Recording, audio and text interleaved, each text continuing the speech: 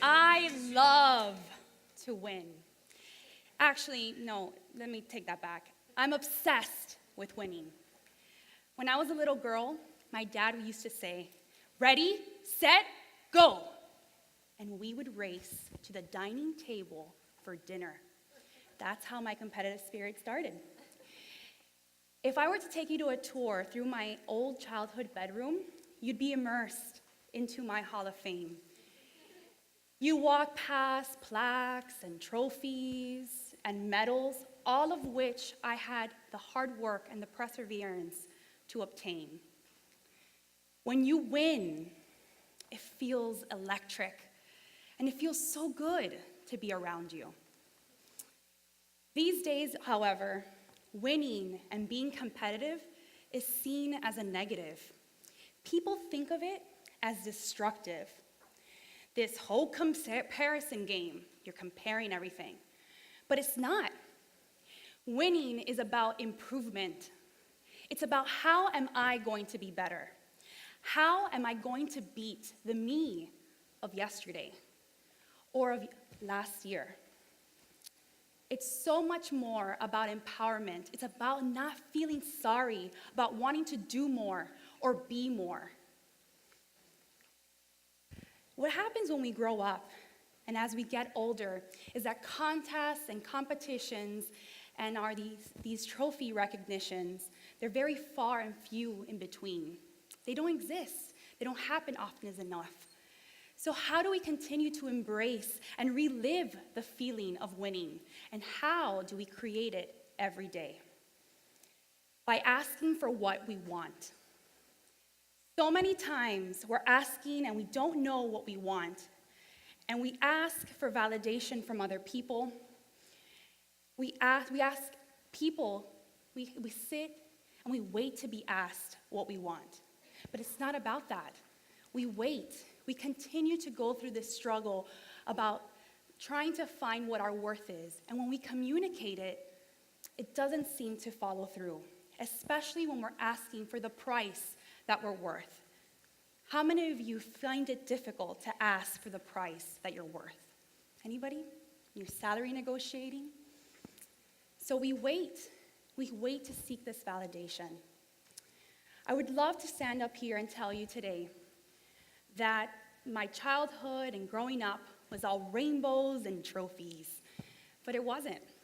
I grew up with an alcoholic father, and for a lot of times in my life, it was very abusive, in the sense of verbally abusive, toxic, and it was me and my mom. And we would go through cycles with him. So at the beginning, it would be all sunshine, and then he would have an episode, something as simple as a reguero, or a little, cluster of a mess on the corner of the living room would set him off. We'd leave for a couple days out of our house. He'd apologize, and we'd come back. And that was my life. That was my normal. Until one day, I was 21 years old, I was a senior here at FIU, and I was finishing my last summer class final. And he had one of his episodes. And I told my mom this time, go ahead in front of me. I'll catch up to you.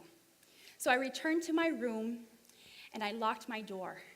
And just within that second moment's notice, he was there banging on my door. Let me in.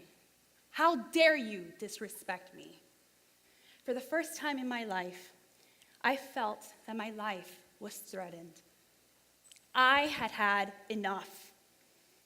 Enough of sacrificing my well-being and my happiness to yield to abuse. Enough of sacrificing what was truly meant to be mine. Enough. And so I share with you this story because it took a lot of me, a lot of control within myself to find the strength to leave. So at that very moment, I packed up my things, I left. I knew what I wanted to leave. And I needed a pathway to get there. And what I needed to find out was that I held the power, you hold the power, to take the action you want. You hold it, it's within you. You have your own control. was very hard for you to see. Sometimes you're stuck in these situations and you don't know the power that you hold, the control that you have to let go. And so, one of the things I'd like for you to do is that on page 33, which is in your notebook, I want you to jot down this quick note, which is, how have you owned your strengths to get to where you are today? Because what happens is that when you're seeing your value and when you're trying to establish your value, asking for what you want doesn't come as easy, because sometimes we don't know the value that we provide. But the quickest way to see the value that we have is by understanding the strengths that we bring to the table. So how have you owned your strengths to get where you are today? Take a moment and just jot that down.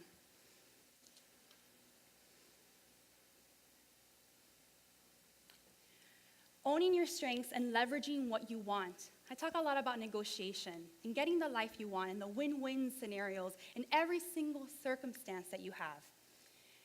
One of the things in regards to you being strong and having the strength to pull away is understanding the leverage you have in any given situation.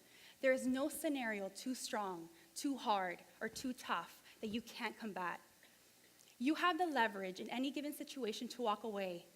You have to establish your acceptable minimum. What is that acceptable minimum in my life? And an acceptable minimum is that thing that you can walk away from if it's not met by the other party. But you have the leverage to walk away. You are your own champion, and that's the message I want to share with you here today. You are your own champion, your own boss. We were all born with the ability to win. We were all born to win. But as a winner, you must prepare to win, you must plan to win, and you must expect to win. Because when you ask for what you want, you win every day. Thank you.